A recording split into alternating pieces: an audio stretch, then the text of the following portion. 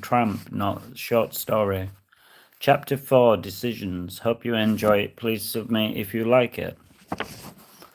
When he had married, he had been quite fit and he had regularly played for the local cricket team, but now he had gotten lazy and his weight had ballooned to 16 stone. He couldn't remember the last time that he had worked up a sweat. Maybe when he walked over to the TV to change the channel over. His hair was thinning and he looked like a jovial sitcom character. He was out of shape and out of luck. His wife, by contrast, swam and jogged regularly. She was in great shape for a woman in her 40s. It didn't surprise him that she would be able to turn the head of a much younger man.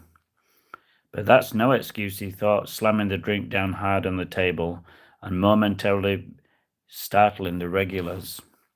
His head was feeling woozy and he knew that he would have to go home soon, but he didn't want to return home drunk. It would just make things worse. He had a lovely home in Kensington and it was great to come home to, but now it felt like he was returning to a prison as a condemned man. He hoped to God that his wife was alone. He couldn't cope with seeing James there.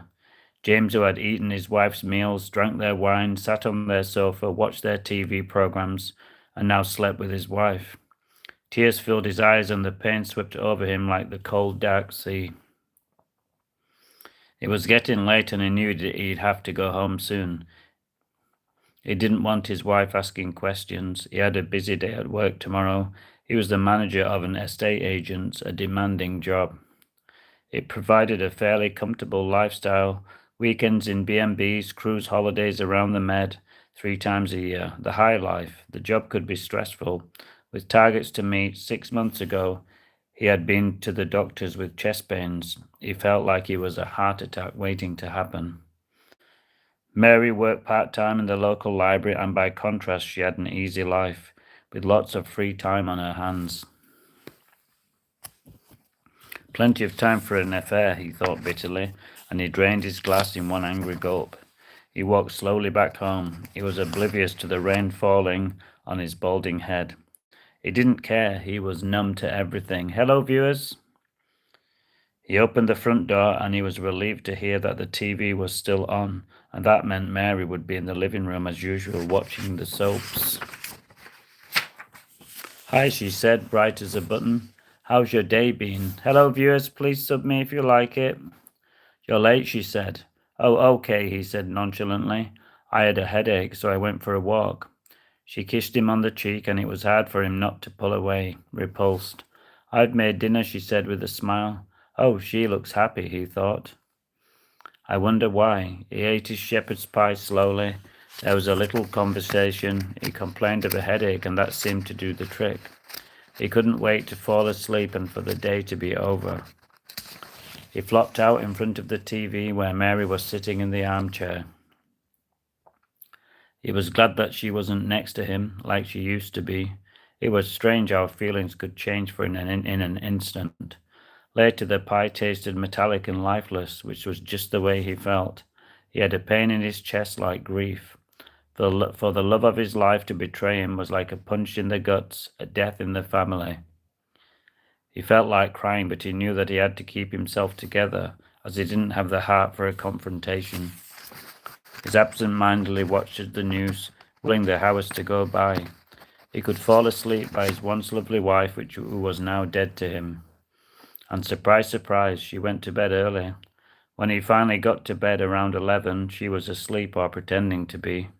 He lay next to her and stared at the ceiling. He couldn't bear to look at the wedding photos. She was like a corpse, dead and decaying. She had sucked all the life out of him. He willed himself to sleep as he had a busy day tomorrow at work with his new enemy, James, the man he had once trusted. Hello, viewers. Who had seduced who, he thought. The night finally came and enveloped him for a few hours like a warm, relaxing bath. When he woke, she had gone early and he was pleased. He showered and shaved quickly and made himself his usual coffee. The drumbeat of the city was pounding as the lights sparkled and people peered into the night like fishes. Hello, viewers, bug-eyed in the deep. It was the beginning of May and spring was working its magic. As he picked up his briefcase, he took a deep breath and stepped out to face the challenges of the day. The birds were twittering madly and the day was waking up. His regular taxi was waiting for him like a black cloud, and so he climbed in and the houses flew by, full of happy couples, he thought despondently.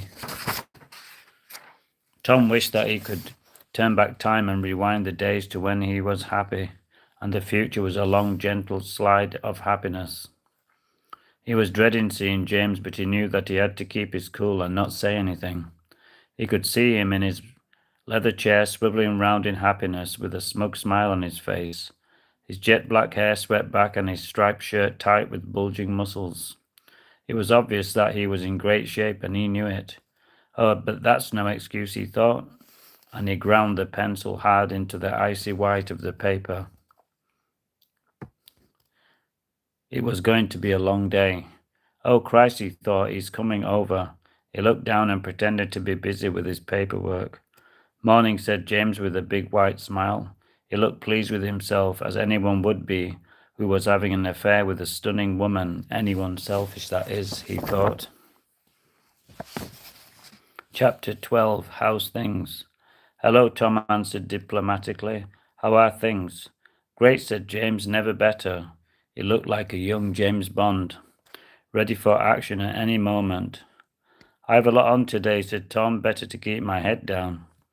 Cool, said James, me too, he answered, and then he sauntered over to his side of the office. The day progressed and James buzzed about answering calls and flirting with the female staff. They loved him. Tom began to see him for what he was, an arrogant, smug prick.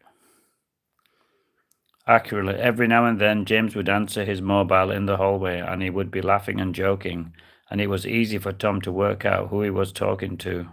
Tom became more and more angry. He didn't want a divorce, but there was no way he could forgive her. James had an extra long conversation on his mobile, and then he announced that he was leaving for lunch. Tom knew what was happening, and so he decided to follow him.